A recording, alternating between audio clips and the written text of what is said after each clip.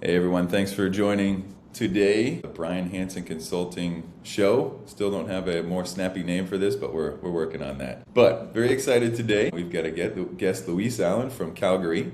He's an SDR at Deal, and I was introduced to Luis a few weeks ago, and we've had a couple of really cool conversations about business, about selling, about customer success, the through line, which is really around value. And Luis has a unique experience moving from being a technical buyer himself into the selling side. And so we're going to talk a little bit about his journey in there, some technical or tactical components about how he likes to be thinking about selling, and some of the mindset that he brings to the SDR role as well. So Luis, thank you for joining. Any other intro that you'd like to share with our audience before we kick off?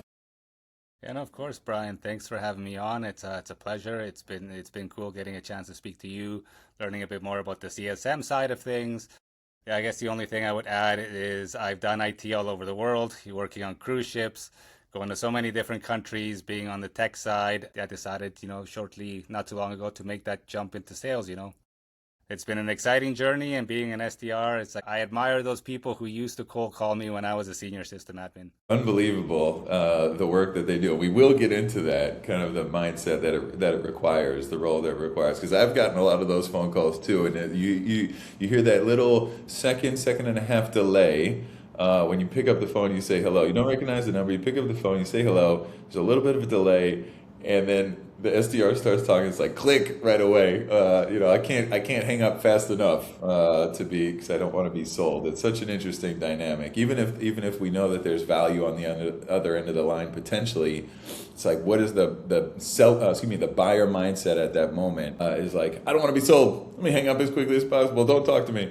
So we'll get to that in a little bit. But maybe that plays into this first part here, which is you were on the buying side, as you mentioned. And so you spent a lot of time dealing with sellers and thinking about value for your own companies when you were potentially giving out some budget. So why the shift then? So what was intriguing to you about switching gears and being on the selling side? Yeah, of course. Well, the thing was that I'd been in IT for 20 years. I did everything from level one to satellite systems to applications to servers, just more of a jack of all trades. Whatever somebody didn't want to do on the tech side, I said, hey, let me do it. And that's how I learned a little about a ton of different technologies. But I've always felt like something was missing. Like I don't know if you've ever watched a show called The IT Crowd. It's kind of a British show, and it basically shows the typical stereotypical IT person that's in the basement, that is nobody sees, they never get any sun, and they're not good with people. I always tried to kind of buck that trend and be the IT person that people actually want to talk to, that people want to interact with, that provide a good customer service experience. That was always kind of my thing. And as happens in Calgary, sometimes, if you're in oil and gas, you're going to get laid off at some point. That happened to me, and I was talking to my wife. I'm like, no, I need to make a change. And I said, well, let me see what I can do. Then an opportunity came up for a pre-sales solutions architect, and I was like, let's try this maybe. And I was like, okay, I'm either going to love it or I'm going to hate it. Well, we'll see. So I tried it, and I'll probably be one of the few salespeople that you'll hear that actually says, I like doing scope of works. I like writing them out. I liked the mental aspect, the pricing, dealing with the tech side, talking with the technicians, just putting it all together and then presenting that to the client. And that's just kind of what brought me to that. I always like to use the phrase, I want to be the salesperson I wish I had when I was on the tech side. That's kind of one of my biggest whys, like in why I want to get into the sales space, tech sales space specifically. Yeah, that's a great thought. I want to be the salesperson that I always wish I had, and the let's talk a little bit about what that looks like then. So as you're reaching out to people, and before we started, we had a good conversation about, as I mentioned a few moments ago, kind of this through line from when you're a prospect into conversations, into the selling funnel, into the selling motion, then once you sign the contract, then on the back end into onboarding and customer success and support and all of the different components, all the different touch points through the customer journey. How do you think about that when you are doing your selling? Do you picture kind of like that end state of a customer renewing, expanding, being an evangelist for a deal and for the product that you're selling, which is kind of the ultimate is somebody staying, expanding, and then getting others in the door as well through either reviews or just like vocal support of a product. Do you think about that long tail as you're starting your outreach to prospects? I definitely do. I've been on the tech side, so as I mentioned, I know what it goes on when you're being onboarded from a tech side to a product. Like I'm at Deal, so for example, let's say I sign with Deal, I know what it's like to be on that side. So then I'm like, okay, as I'm prospecting, I want to be able to sell a product that I'm proud of, to sell a product that I believe in. So it's very important for me. We had a session earlier today with an onboarding manager. She was able to give us a lot of good insight into what happens on the other side. And what, kind of to what you said, many times sales and the support side and the onboarding side and the customer success side aren't always in sync, aren't always talking to each other. And I feel that that's such a missed opportunity, and that the companies that get that flow right are the companies that succeed, because it's not just about getting people in the door. You want to retain them. You want to minimize that churn. You want to take everything into account.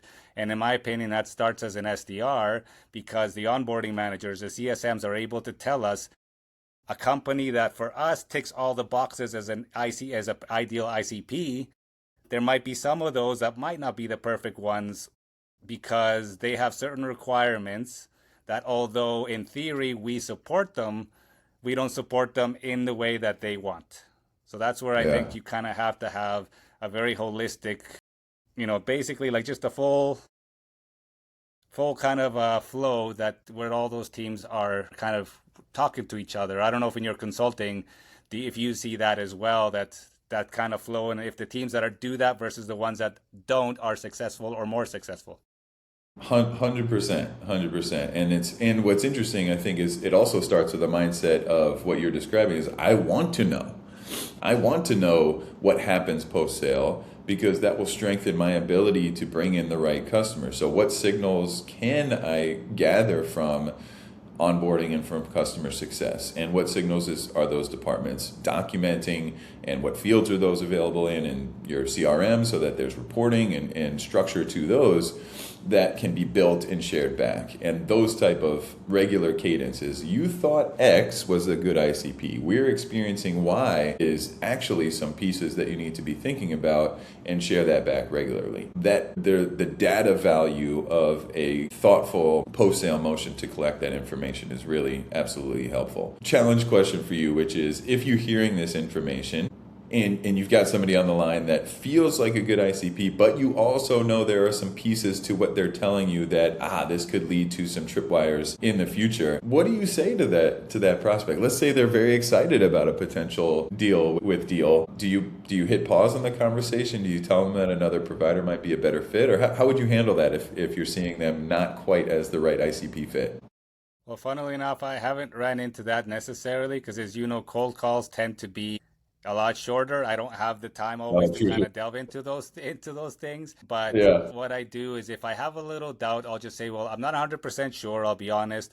I'll be like, that's why I want to get them into a conversation with the product specialist or the SE, because then that way I can make sure and make a note of that and be like, hey, they want this, this, and this. Because one of the things I do to set up my account executive for success is I sent them a brief based on the calls and everything, and the perceptions. Me being on the tech side, especially Yeah. when it's an IT persona that is I'm taking into a call with an account executive or a solution specialist. I know I've been on that side, so I know some of the things that maybe they aren't even thinking about our product. So both for the Mm. good and for the bad, I like to qualify to the account executive. The probability is this based on these factors that I Yeah. uncovered either during my research, during the cold call, and during that summary, so that they can make sure to hit all those points during the discovery phase.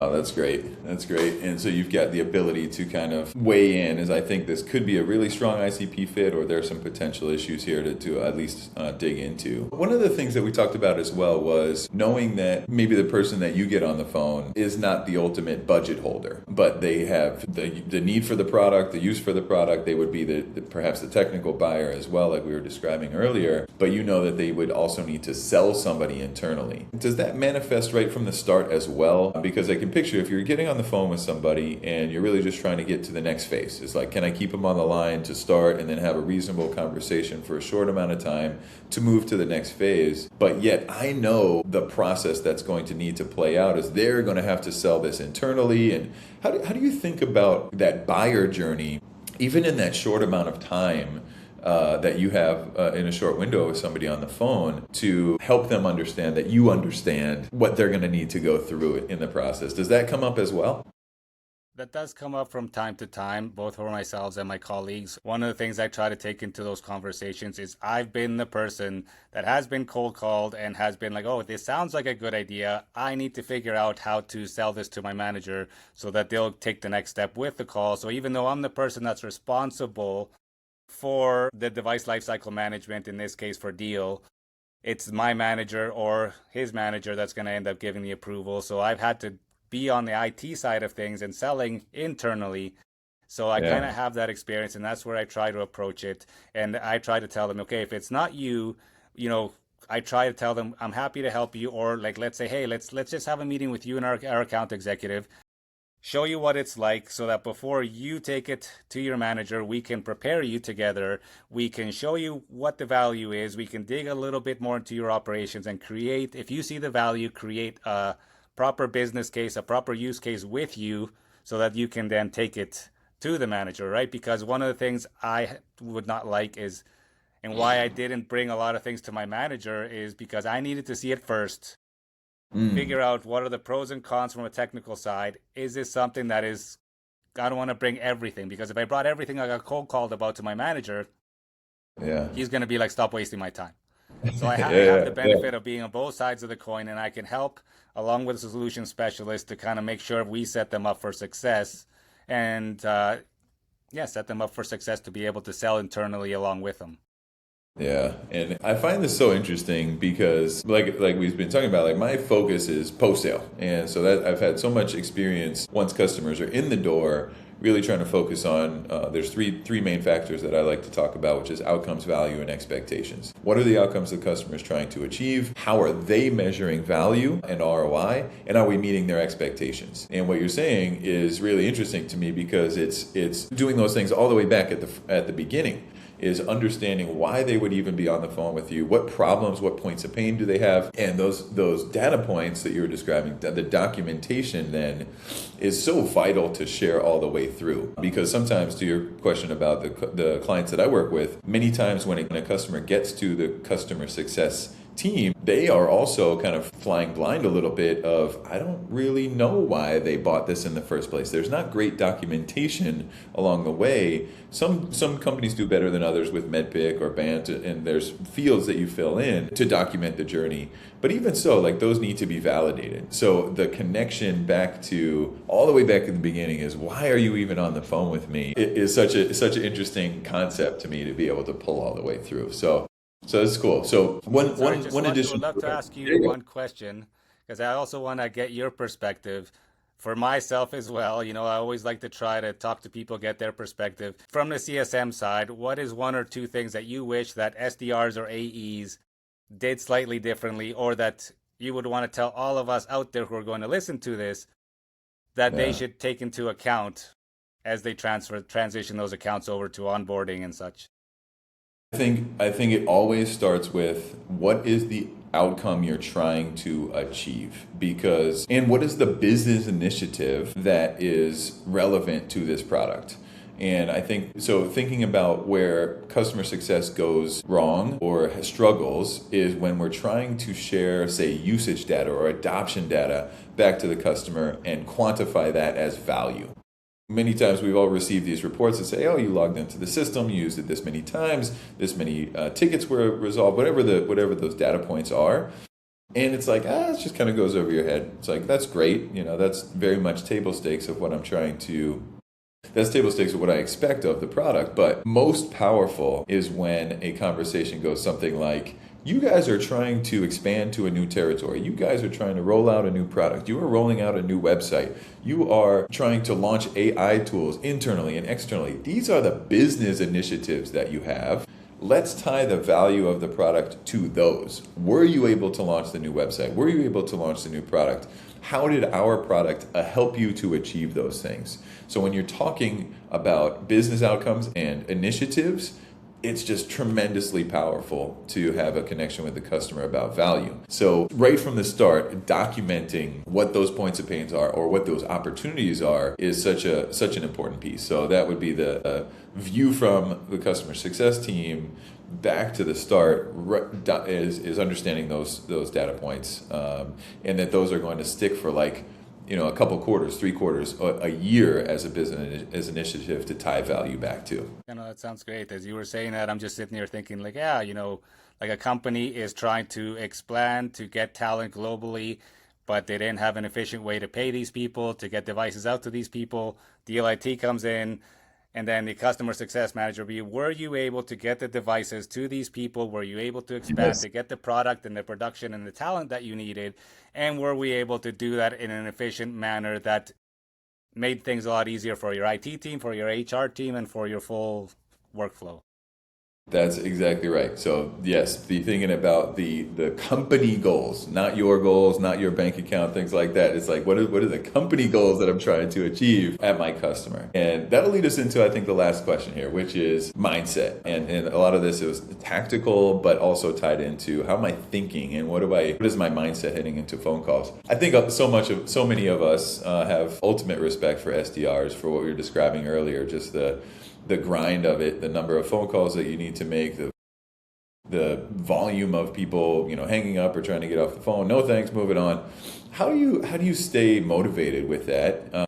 And also, I know, like when we were talking, I don't want to put an answer in your head, but like I know there's a motivation for your own growth and like using this as a stepping stone. But how do you stay motivated through what feels to me or as an outsider is like just constant beatdowns of no's? How does that play out for you? Well, definitely it's been a steep learning curve, especially being on a technical side, then moving to kind of a solutions architect role. I didn't have to do the prospecting side. I hopped on Discovery with people that actually wanted to talk to me and were interested in hearing my perspective to, like you said, you can't hang up fast enough. I can think of many times where I say, as soon as they realize it's a cold call, I can hear the audible sigh, like I can't believe I answered this call. So it's definitely it's honestly been the hardest moment of my life from a career perspective, but it's also been the most rewarding in that it's really taught me a lot about trying to separate, like knowing that okay, the biggest thing is knowing and trying to realize that they're not upset at you, they just don't like Uh-huh. cold calls. And there's Yeah. been many times where I'm like, I researched you. I know you could use our product, but you can't get them to see it, right? So the biggest thing is just having systems in place, detaching yourself from the outcome, which I'm still, I admit, working on. And what I do to help that is, I try to make sure I get my exercise in the morning. I have my prayers that I do. And then also, I've started to involve doing improv so that I can start to just be thinking quicker on my feet, to be really listening. And the biggest advice I would give to people is just find what works for you to set yourself up and so that you don't take it too personal. I've started to do some breathing before I do my call blocks because that just helps my, fight, flight, or freeze limbic Yeah. system. I don't know all the technical terms, my wife does, but Yeah. basically get my whole nervous system in a state where I'm going to be calm and just Yeah. genuinely be like, I'm just trying to figure out if we're even a fit. Yeah. Just be able to think about all those things, and that has helped me a lot to be like to not feel so dejected because I keep hearing a lot internally. A deal is don't ride the highs too high and don't ride the lows too low. That's Because when fair. I've had a really awesome week, I'm like, I'm the best, yeah, and then the next week is bad, and you're like, oh, geez, so you just have to Yeah. like stay somewhere in the middle and be like, yeah, I had a great week, great, let's just continue because every week you're starting, every month you're starting at zero. Every year you're starting at zero in January. So it's just if you don't find a way to detach yourself from the outcomes and have the why be important. My why is, God, my family, and what I want to provide for them and kind of have that time with them. I keep that at the top of my mind because that's what motivates me. Seeing my daughter smile, being able to do the things I want for her and for my wife, it's what helps me continue. I love it. I love it. What a great way to end the conversation on a personal note. And I resonate with a lot of that for sure. I think the note or the nugget about detaching yourself personally from the process, or, they just don't like cold calling. It's not you, Luis. It's like they don't love cold calling, but you keeping that mentality of, I'm just trying to see if this is a fit. I'm trying to help you. Give me 30 seconds or 20 seconds or whatever it is, just to get, a couple thoughts together so that we can align and make sure that you do fit that ICP, and that there is a problem that we can address, and there's a business initiative that's necessary, and then we can move into the next step. But I really appreciate the insights of how you think about breathing and your family and that personal side of things as well. So thank you for sharing that, and thanks for joining today. A fun conversation, and I look forward to staying in touch and learning more from you and sharing more about customer success as well. Of course, thank you, Brian, for having me on. And looking forward to staying in touch. Thank you very much. Thanks, Luis. Talk soon. You too. Bye.